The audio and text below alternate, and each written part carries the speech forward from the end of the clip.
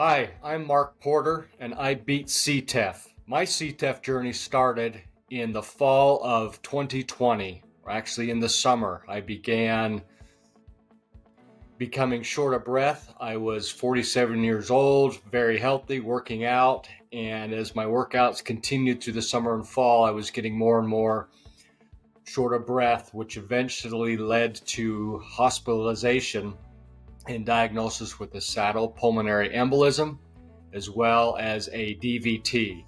In the spring of 2021, I plateaued and was starting to feel short of breath again and never fully recovered from my initial shortness of breath in 2020. Towards the end of 2021 in November, I went back in and had another CT scan done, as well as a ultrasound, and they saw the residual clots but said nothing new had formed. By this time, my chest was starting to hurt and I was becoming more and more fatigued, and the doctors suggested that I probably had heartburn or acid reflux and I shouldn't worry about it, but having both of those things before, I knew that wasn't it.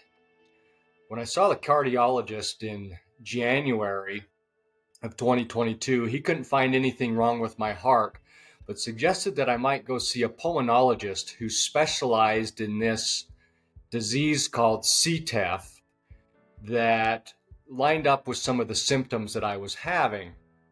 I did ask if the chest pain was in my head, and he confirmed that it wasn't and that I should go see this pulmonologist.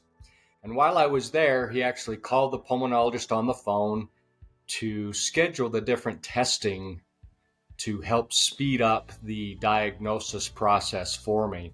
And I was ordered a VQ scan along with a right and left heart cath scan. When I went in for those scans, the doctor who performed them, when we reviewed the results, said that my numbers didn't look that bad and I really shouldn't be feeling the way I did, and I looked basically okay. In March was my first meeting with the pulmonologist, and he diagnosed me with CTEPH, and it was actually a relief because now I knew that I had something and it was identified, and then we could work on a plan to correct it. At that very first meeting, he knew that I would need to go for more extensive surgery. In July, I was finally invited to come down to UCSD after they had done the initial review of my case to have a week of testing and possible PTE surgery. When I went down for the testing, at the end of the week, the clinical doctor said that my numbers really didn't look that bad, and my chest pain was probably due to acid reflux again.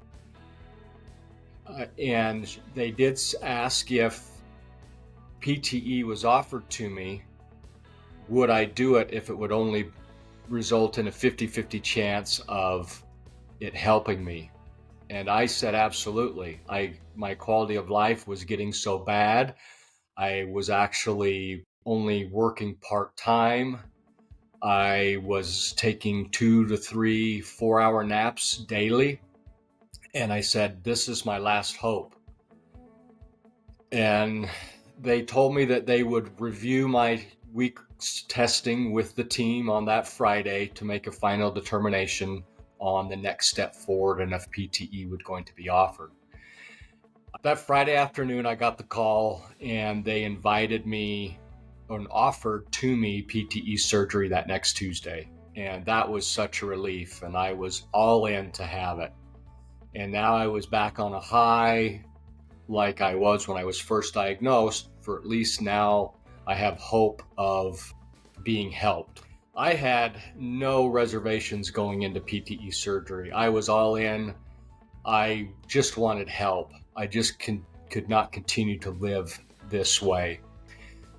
Surgery was a great success. Dr. Madani said that the CTEPH had formed in a circular manner in my arteries, which explained my symptoms as well as some of the maybe misinterpretations of the severity of CTEPH I had on the testing that they had done.